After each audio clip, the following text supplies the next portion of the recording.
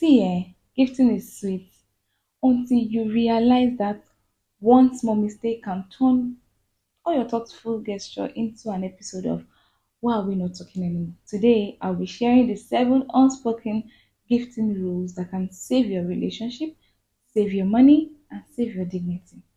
Because let's be honest, nobody really teaches us how to gift, but we are judged for doing it wrong. I'll be giving you 7 rules that will guide you. So let's go. And the last one is a secret. Is a secret everybody shies away from. But I'll be spilling it. So stick around and watch till the end.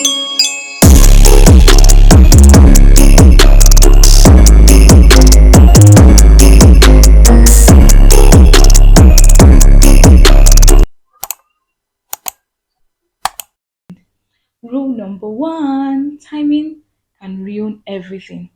You see that thing where people give birthday gifts 2 weeks later with no expectation or explanation?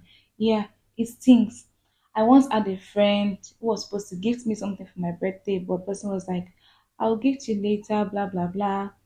And the gift never came. So if you are giving a gift late, please add a context or a written note, something lovely to just show that you care.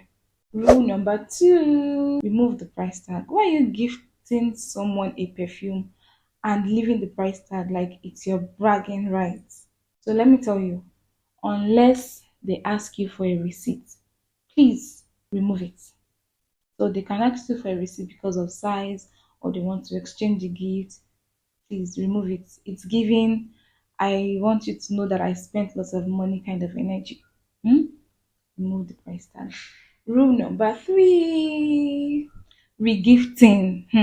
The good, the bad, the awkward. See, I once got a mug that said, Congratulations, Nurse Tola.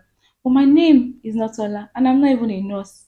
I knew immediately that this mug is being regifted. Regifting is allowed, but we have to do it with wisdom. Now, there's a checklist when you want to regift. Number one, remove tags or notes. Two, rewrap it properly. Three, make sure it fits or suits the person you are giving it to. Don't go around giving a single lady happy married life customized wine glasses. All right, so rule number four, do not shame the gifts. If you don't like a gift, we quite understand that. But you really don't have to show it to the gifter. Some people actually are trying their best. We have to acknowledge their effort and intentionality, not showing disappointment. So say thank you, smile, and then you can go back to your pillow to complain. Rule number five, gifting up. So this is for your bosses, your in-laws, your pastors. This one is sensitive, very, very sensitive. You want to appreciate them, but you don't want to look like you are doing oversabi. So please keep it thoughtful, okay, and very neutral. You can gift them a very good book or a journal, customized journal. You can give them desk items that they can use in their office or mugs, personalized gifts. Don't go and gift your male boss a cologne saying midnight desire. Oh, wrong. Oh. Very, very wrong. Now, rule number six, gift compatibility. Know your audience, know the receiver. So here's a story. One of my clients once gifted a northern Nigerian person a set of wine, a wine set actually. And this person doesn't actually take alcohol. So you see, the gift is actually a waste or be regifted. So I always try to know the culture, the religion, and the personality or allergies of the person you are giving a gift to. So some people don't like flowers, others are allergic to perfumes. So don't just give a gift on assumption. Ask soft questions beforehand or go for universal gifts like stationery, like snacks, like personalized items like frames and so on and so forth. So now rule number seven, and this is a top secret nobody talks about. Okay, okay, this one, people rarely talk about it, but it is the one thing that destroys the meaning of a gift. And here it is. Don't gift with entitlement. Don't gift with expectations. Don't gift with I better get something back. Don't gift with strings attached.